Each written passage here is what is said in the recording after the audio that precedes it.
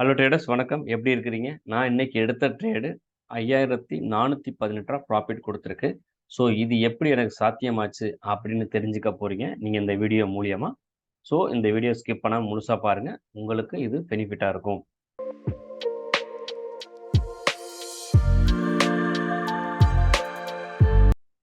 இதுக்கு முன்னாடி நான் எப்படி இதோட ப்ரீ மார்க்கெட் அனலிசிஸை நான் பிளான் பண்ணேன் அப்படின்னு சொல்றேன். ஸோ இன்னைக்கு காலையில நான் என்ன பண்ணேன் அப்படின்னா, மார்க்கெட்டுக்கு ஓப்பன் ஆனதுக்கப்புறம் மேலே உள்ள சப்ளை கீழே உள்ள டிமாண்ட்லாம் மார்க் பண்ணிப்பேன். Nifty and bank Nifty. So நான் என்ன பண்ணியிருக்கேன் அப்படின்னா, இன்னைக்கு காலைல பாருங்கள், பேங்க் நிஃப்டி சப்ளைலேருந்து கீழே வந்தான். ஸோ கீழே வந்ததுக்கப்புறம் எனக்கு வந்து இங்கே இருக்க இம்மிடியட்டாக இருக்கக்கூடிய என்ன பண்ணியிருக்காங்கன்னா, டிமாண்டை பிரேக் பண்ணி கீழே பாடி க்ளோஸ் வச்சுருக்கான். ஸோ அப்போ என்ன ஆக போகுது, மார்க்கெட் கீழே வரப்போகுதுன்னு சொல்லிட்டு எனக்கு கன்ஃபார்ம் கிடச்சிருக்கு. ஸோ என்ன பண்ணியிருக்கேன் அப்படின்னா, இதுக்கு நேராக உள்ள ஒரு சப்ளையை மார்க் பண்ணிவிட்டு, இது என்ட்ரி இம்மிடியேட்டாக இருக்க இந்த டிமாண்ட் DP1 தென் அன்மிட்டிகேட்டட் ஜோன் இங்கே இருக்குது பார்த்தீங்களா, இது வந்து DP2 அப்படின்னு பிளான் பண்ணியிருக்கேன். எத்தனை மணிக்குன்னா 9:34க்கு பிளான் பண்ணியிருக்கேன். ஸோ இதுக்கு மேலே ஒருவேளை நான் என்னோட டைரக்ஷன் தப்பாக இருந்தால் இதுக்கு மேலே போகிறதுக்கு வாய்ப்பு இருக்குது. அப்படி போச்சுன்னா என்னோட எஸ்எல் இங்கே. So entry DP1 target 1 target 2 அப்படின்னு பிளான் பண்ணி உட்காந்துருக்கிறேன் 9:34க்கு. அதுக்கு அடுத்த இமேஜ் போகிறேன் பாருங்கள். எனக்கு மார்க்கெட் இங்கேருந்து நேராக வரான் வந்து எக்ஸாக்ட் என்னோட என்ட்ரி இருக்கு இல்லையா, என்ட்ரி எடுத்துட்டு மார்க்கெட் அங்கேருந்து கீழே TP1 கொடுத்துருக்கான். இப்போ அடுத்து TP2 வந்து எனக்கு கிட்ட ஆக போகிறான். ஸோ நான் இந்த TP1லேயே டார்கெட் பிக் பண்ணிட்டேன். எனக்கு இதில் ப்ராஃபிட் வந்து எப்படின்னா 5418 ரூபாய். ஸோ மார்க்கெட் அதுக்கப்புறம் பாருங்கள், நான் கடைசியாக நான் அப்டேட் கொடுத்துருந்தேன்.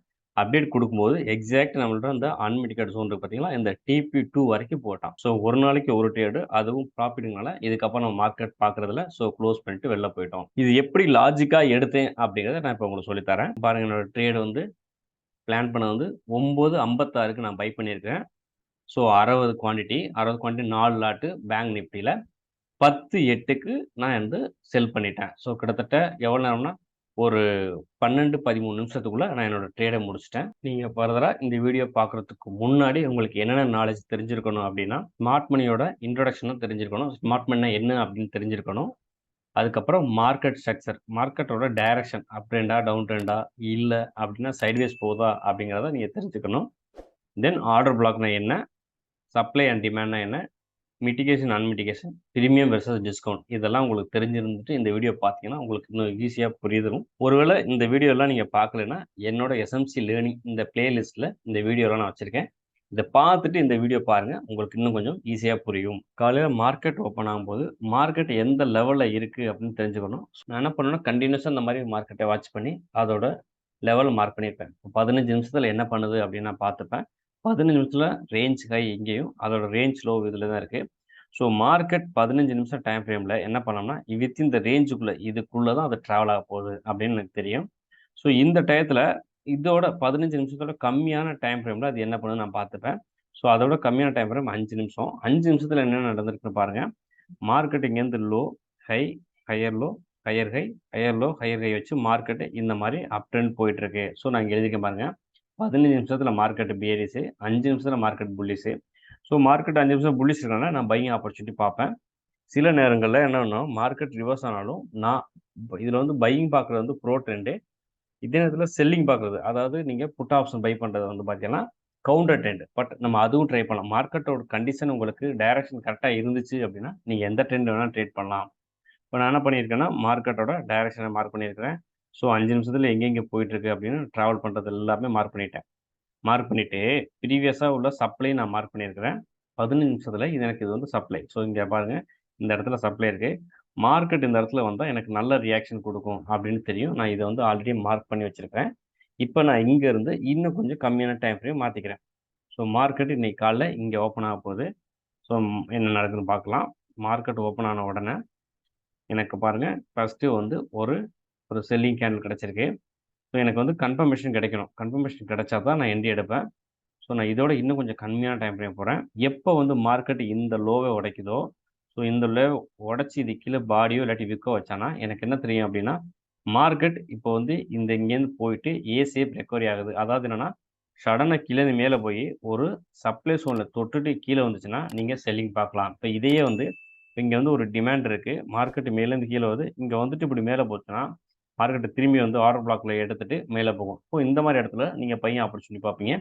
பட் இது என்ன நடக்குதுன்னா சப்ளை தொட்டு கீழே வருது. அப்போனா இந்த இடத்துல நம்ம செல்லிங் தான் பார்க்க போகிறோம். செல்லிங் மீன்ஸ் நம்ம வந்து நிஃப்டியில் இல்லை பேங்க் நிஃப்டியில் புட் ஆப்ஷன் வாங்குறதுக்கு பேர் செல்லிங், அதாவது பை பண்ணுவோம். புட் ஆப்ஷன் அந்த இடத்துல பை பண்ண போகிறேன். இப்போ எனக்கு நான் அந்த இடத்துல பிளான் பண்ணிட்டேன். மார்க்கெட் சப்ளைலேருந்து கீழே இறங்கியிருக்கு. இறங்குறது இந்த படத்தில் பாருங்கள், இங்கே ஆல்ரெடி வந்து ஒரு டிமாண்ட் வச்சுட்டு இறங்குது. ஸோ எனக்கு இந்த டிமாண்டை நான் மார்க் பண்ணி இந்த இடத்துல என்ட்ரி அப்படின்னு மார்க் பண்ணுறேன். இதுக்கு மேலே போச்சுன்னா எனக்கு எஸ்எல்.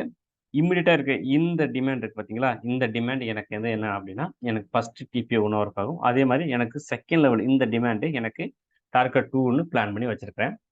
என்ன நடக்குதுன்னு பார்க்கலாம். மார்க்கெட் கீழே வரான், வந்து எக்ஸாக்ட்லி இவன் கீழே தான் போக போகிறேன் அப்படிங்கிறதுக்கான கன்ஃபர்மேஷன் கொடுத்துட்டான்.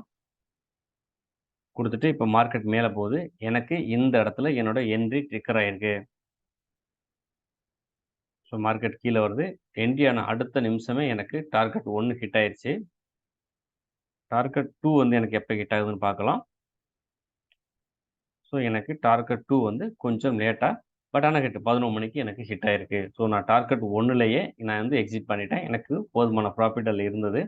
ஸோ நான் அதில் எடுத்த என்ட்ரி, ஸோ நான் 9:56க்கு என்ட்ரி ஆனேன். 4 லாட்டு 191 என்னோட என்ட்ரி.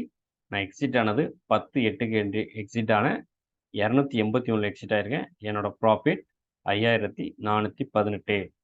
ஸோ ஒரு நாளைக்கு ஒரு ட்ரேடு தான் இருக்கும். ஒருவேளை நமக்கு இது லாஸாக இருந்துச்சு அப்படின்னா இன்னொரு ட்ரேடு அட்டெம்ப்ட் அடிச்சுக்கலாம். ஸோ இது ப்ராஃபிட்டாக முடிஞ்சதுனால இந்த ட்ரேடோட இன்னைய டேயை க்ளோஸ் பண்ணிக்கிறோம். இந்த வீடியோ உங்களுக்கு பிடிச்சிருந்தா லைக் பண்ணுங்கள். மற்ற ட்ரேடருக்கு இது யூஸ்ஃபுல்லாக இருக்குன்னு நினச்சிங்கன்னா ஷேர் பண்ணுங்கள். இது வரைக்கும் நம்மளோட சேனலை சப்ஸ்கிரைப் பண்ணல அப்படின்னா சப்ஸ்கிரைப் பண்ணி வைங்க. உங்களை இன்னொரு நல்ல வீடியோவில் சந்திக்கிறேன். தேங்க்யூ.